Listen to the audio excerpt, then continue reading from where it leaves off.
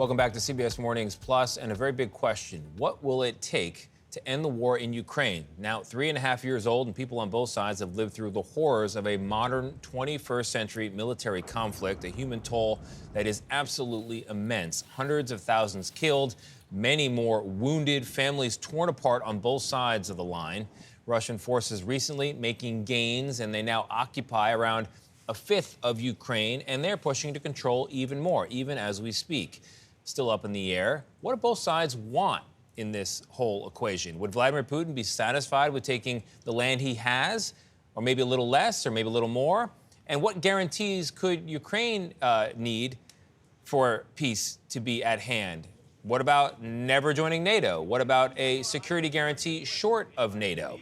According to the Secretary of State, Marco Rubio, on Face the Nation, the solution might be difficult for both sides to accept. In order for there to be a peace deal, this is just a fact. We may not like it. It may not be pleasant. It may be distasteful. But in order for there to be an end to the war, there are things Russia wants that it cannot get, and there are things Ukraine wants that it's not going to get. Both sides are going to have to give up something in order to get to the table, in order to make this happen. That's just the way it is. Here to break it all down is CBS News national security contributor Sam Vinograd. Sam, thank you very much for being here. Zelensky's got a very big day ahead of him. How is he preparing for this meeting with Donald Trump? And what do both sides want here? We kind of know what Putin wants. What does Zelensky want? Well, Tony, Zelensky has been getting a lot of coaching, including from European officials, after his disastrous meeting with Trump in February. This coaching has focused on teaching Zelensky how to really engage with Donald Trump and how to avoid any public disagreements. These public disagreements weren't just embarrassing back in February. They led Trump to actually cut off certain military assistance. So going into his meeting with Trump today, Tony, Zelensky is focused on avoiding public disagreements, reminding Trump that Putin is the aggressor here, and also convincing Trump that Ukraine is willing to negotiate, but just on realistic terms, not Putin's terms. And I do assess that having the Europeans present at the White House along with Zelensky is going to be helpful. They'll echo Zelensky's points, and there's definitely strength in numbers when it comes to engaging with President Trump.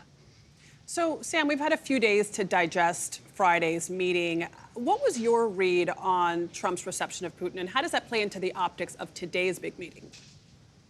Well, the U.S. and Russian presidents have really never appeared closer than they did in Anchorage, Alaska last week. Coming out of that summit in Alaska, it is clear what Putin wants.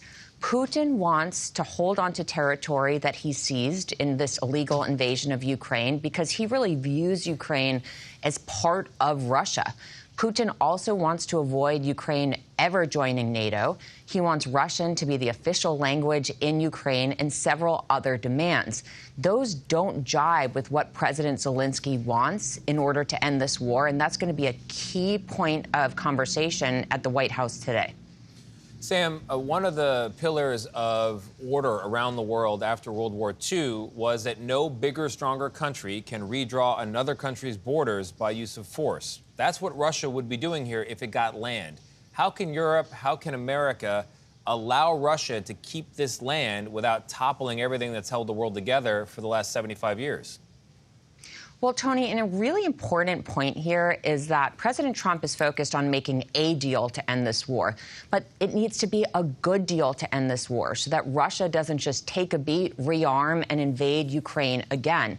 That's why Ukraine is very focused on ensuring that as part of any peace deal, there are security guarantees, including from the United States, so that Putin is deterred from invading Ukraine again. Those security guarantees could include some sort of boots on the ground from European powers and potentially from the U.S., a presence, if you will, as well as what Special Envoy Witkoff described as an Article 5-like guarantee. Article 5 is part of the NATO treaty that basically says if a member state is invaded, the other countries will come to its defense. So having security guarantees as part of any peace deal is going to be really key to avoiding a scenario in which Russia, again, just takes a pause, invades Ukraine again, and breaks international law. All right, Sam, thank you so much.